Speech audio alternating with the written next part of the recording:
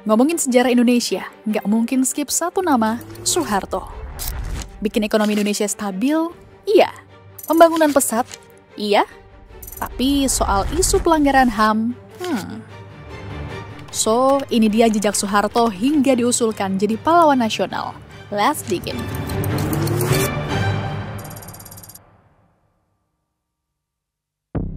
Saya berpendapat ini adalah Presiden Soeharto, Presiden kedua Republik Indonesia yang menjabat selama 32 tahun dari 1967 hingga 1998. Meski masa kejayaannya telah berakhir, ternyata eksistensinya masih ada sampai saat ini. Namanya diajukan untuk masuk daftar penerima gelar kehormatan Pahlawan Nasional. Usulan itu antara lain digulirkan oleh Ketua MPR RI periode 2019-2024, Bambang Susatyo atau Bamsud. Kata dia sih, pemerintah perlu mempertimbangkan Soeharto buat dapat gelar pahlawan nasional. Bamsud ngomong ini pas lagi silaturahmi dengan keluarga Soeharto di Kompleks Parlemen Jakarta September tahun lalu. Mensos Saifullah Yusuf masih mengkaji usulan itu. Kata Gus Ipul, secara prosedur, usulan gelar pahlawan harus dilakukan secara berjenjang. Mulai dari adanya saran oleh masyarakat di tempat tokoh itu dilahirkan, lalu ditindaklanjuti ke ranah bupati atau wali kota, kemudian dibawa ke tingkat provinsi untuk dibahas melalui seminar dan dibawa ke Kementerian Sosial.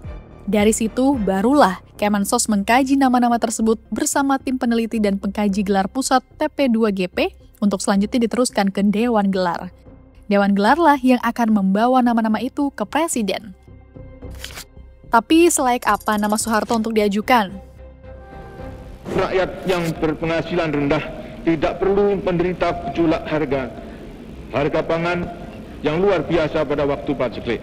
Kebijaksanaan di bidang pangan juga telah mampu meningkatkan mutu pangan rakyat, sehingga dengan demikian juga meningkatkan nilai gizi makanan rakyat.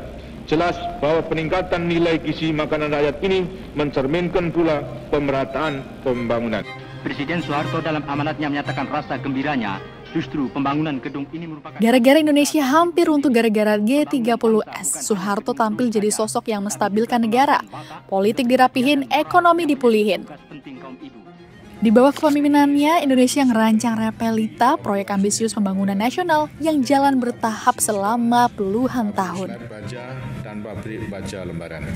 Tahun 1984, Indonesia bahkan berhasil swasembada beras. Nggak cuma itu, Soeharto juga dorong lahirnya ASEAN bareng negara tetangga, ngebuka jalan supaya Indonesia punya peran besar di kawasan. Salah satu hal yang nggak bisa dipungkiri, di eranya Indonesia stabil dengan segala harga yang harus dibayar. Ketua Komisi 4 DPR RI sekaligus anak Soeharto, Mbak Titik, juga bilang, di balik pembangunan dan stabilitas, ada catatan kelam yang tidak bisa diabaikan. Tragedi 1965, pada periode 1965 hingga 1966, diduga sedikitnya 500.000 nyawa simpatisan atau sekadar disangka simpatisan PKI menjadi korban pembunuhan menurut International People's Tribunal.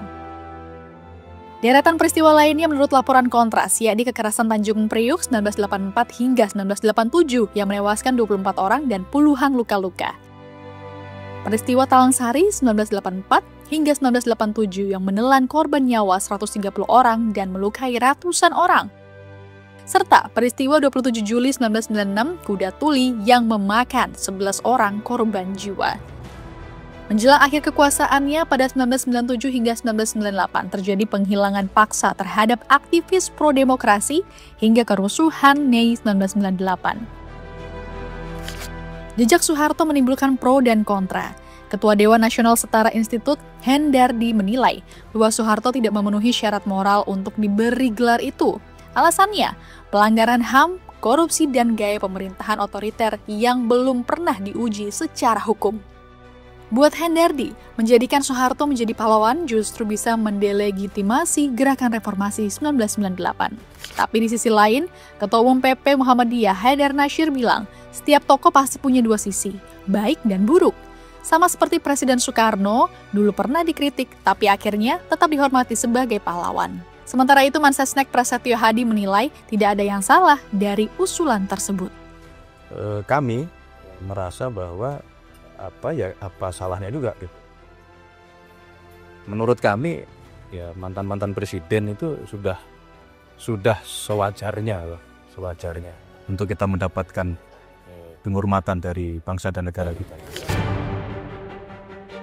Tapi apakah cukup cuma karena pernah jadi presiden? Nah, disinilah kita perlu balik lagi ke aturan hukum. Syarat seseorang bisa mendapat gelar pahlawan nasional itu diatur dalam Undang-Undang Nomor 20 Tahun 2009 Pasal 25 dan 26. Secara umum harus memiliki integritas moral dan keteladanan. Tapi nggak cukup hanya itu. Dalam syarat khususnya, calon pahlawan juga harus pernah memperjuangkan kemerdekaan atau persatuan bangsa, punya gagasan besar yang berdampak luas, dan menghasilkan karya nyata buat kesejahteraan rakyat. Dan yang paling penting, perjuangannya harus konsisten, melewati batas tugas resminya dan berdampak nasional. Soeharto memang membawa Indonesia maju, tapi ada catatan-catatan kelam yang tidak bisa dilupakan. Jadi, pantaskah kita hanya menilai dari satu sisi saja, atau kita harus lihat semuanya, baik dan buruknya? Sekarang, giliran kamu yang menilai.